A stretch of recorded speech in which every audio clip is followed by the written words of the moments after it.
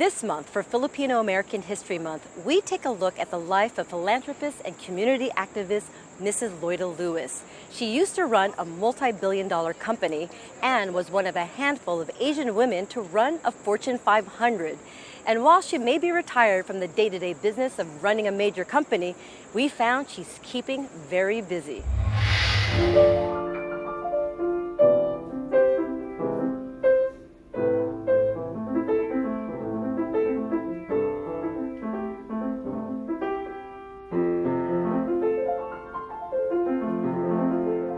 Many may not know that Mrs. Loida Nicolas Lewis is quite an accomplished pianist, but these days she doesn't have much time to sit down and play. She is busier than ever. With the 25th anniversary of her husband's death approaching, she's working on a documentary about his legacy. Reginald Lewis was the first African American to lead a billion-dollar Fortune 500 company. 25 years after his death, he is known by those who were teenagers or who were in college at that time. But for the young people, the millennials, they really don't know him. Many may also not know his widow, Mrs. Loida Lewis, took over the company after her husband's death. I met with Mrs. Lewis recently in her home, where she spoke candidly about her life, a life marked with grief and later success and joy. She and Mr. Lewis made a striking couple in the 60s, and they stood out. She was a Filipina married to a black man, just 2 years after the Supreme Court ruled that laws prohibiting interracial marriages were unconstitutional. So in 1969, what was it like to be an Asian woman married to a black man in the United States? We were not raised to be identifying people according to color of skin. So they're black, white, what was that? I'm married to him.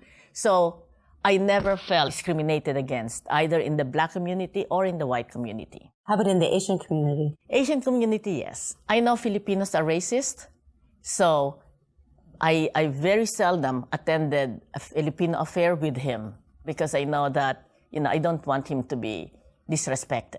Mrs. Lewis is not known for mincing words. She speaks what's on her mind, and it's probably one reason she was able to lead her husband's company. It's very daunting. I've never run a business before, but my parents are entrepreneurs. From the time I was growing up, I hear my father dealing with, how much is the shrimp? Oh, that's too much. He was making deals. It was nothing to me negotiating or and as I treat people the same, whether they are my managers or where they are the floor leader in the factory. I treat them all the same. Mrs. Lewis was born in Sorsogon, a small town in the Philippines. She says her father always saw a leader in his young daughter. He was so sure that I would be something. So when I was 9 years old, we had a movie house in Sorsogon, and he named it after me, Loida Theater, so that when I run for public office, I already have name recognition. That was the plan. After law school, Lewis was supposed to return to her hometown and maybe run for public office. But there was a detour to the United States that changed her life forever. She met Reginald Lewis, then a hard-working attorney, on a blind double date. We talk nonstop. Anything I say, he had something to say. And anything he said, I had something to add. 6 months later, they were married. When you told your parents who you were going to marry, what was their reaction? They just saw that their older daughter was in love. And so my father gave me a wonderful wedding. Their story almost sounds like a fairy tale. Boy marries girl, moves to New York, raises 2 girls, and then makes billions. Literally. The ambitious and driven Harvard Law School graduate who was raised by a single mom bought Beatrice, a food company, in a leveraged buyout in 1987 for $1 billion. The company became the largest owned by an African American. Mr. Lewis soon moved the family to Paris, where the company had offices. I always tell that was living the life of the rich and famous. He had his own plane. He had limousines. We had a 25-room apartment in Paris. He had 4,500 employees. It was originally 64 companies in 31 countries. In his mind, you buy a company, leverage buyout, meaning you borrow all the money, make it profitable, reduce the debt, and then sell.